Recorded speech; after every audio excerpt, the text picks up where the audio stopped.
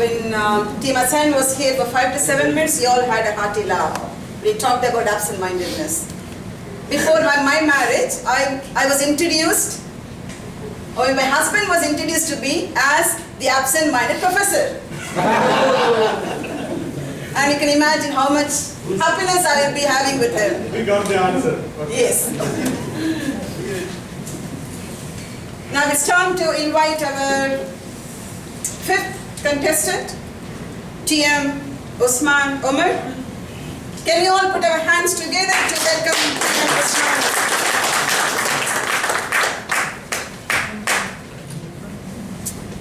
TM Osman Humorous, here to speak on calculated love. Calculated love by TM Osman. The stage is yours.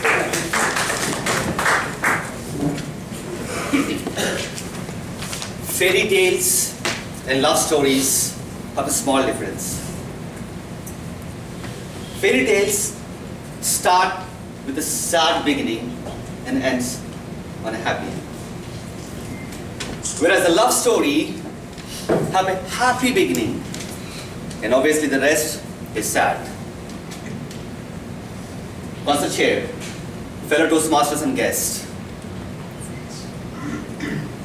most of us at some point in time choose to fall in love. When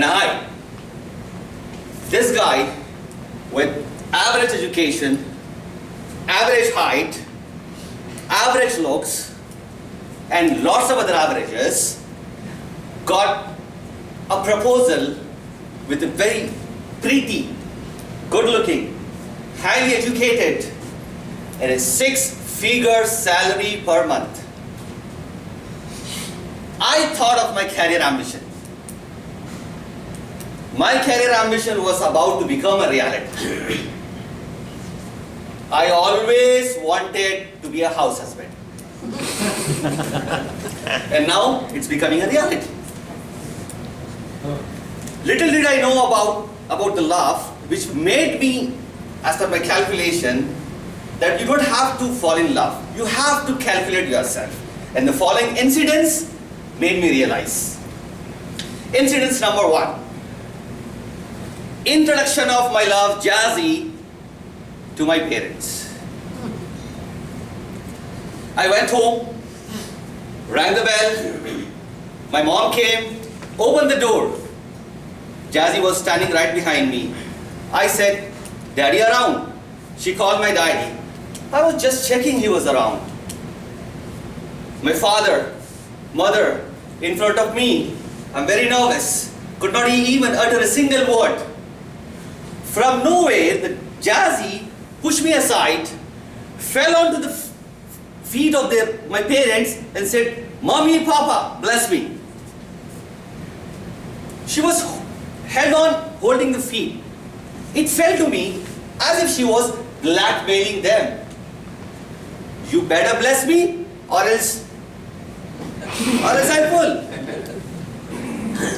My mother picked up her, kissed her, hugged her, and within 2 minutes, 4 of my aunties living in the building got to know about her. By the end of 5th minute, my brother who lives in Canada was speaking to her over the Skype. When all this was happening, I had no clue. I was just like this. Slowly, I moved towards my father. My father and I had a lot of things in common. And that particular day, I came to know one more. He too was like this. Slowly he realized that he is the head of the family. How can he could be lost? He get a posture, says, "What's all this?" "Dad, you couldn't have done better than this. I mean, you couldn't have found a better girl for me. Accept it, accept us." Instant approval by my parents. My ego, 50% higher than normal. Incidents number 2. Introduction of Jazzy to my friends.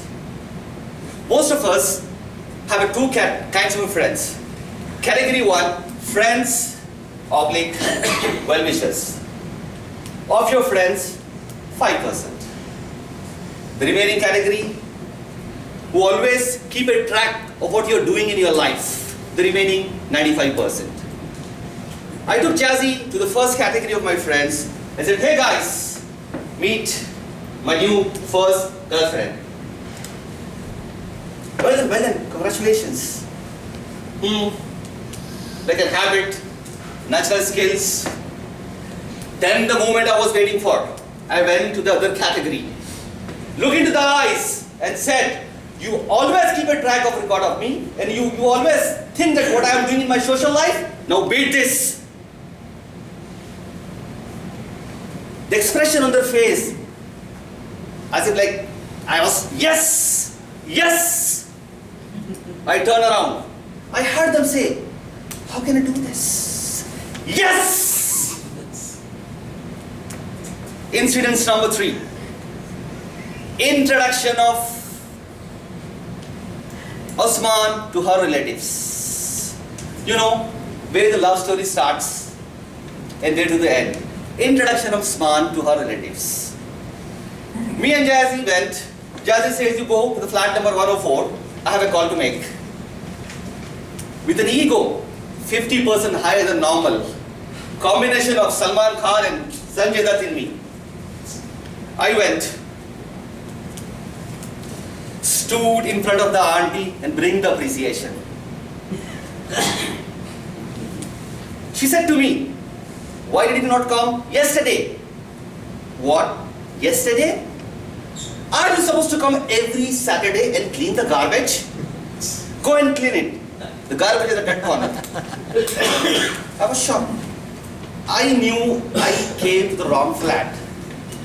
All of a sudden, Jazzy came and all the attention went towards her. And they started questioning her. What is wrong with you? Why you want to marry him? What is the problem? Which dog bit you? Come on. If you want to call me a dog, do call me when I was not here. Give me some respect.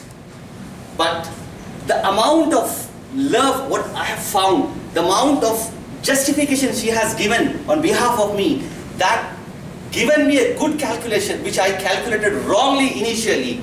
And this time, I truly fell in love. When you truly fall in love, you don't have to choose. You just simply fell in love. Back to you. Thank you, T.M. Osman. Can we have 1 minute silence, please, now?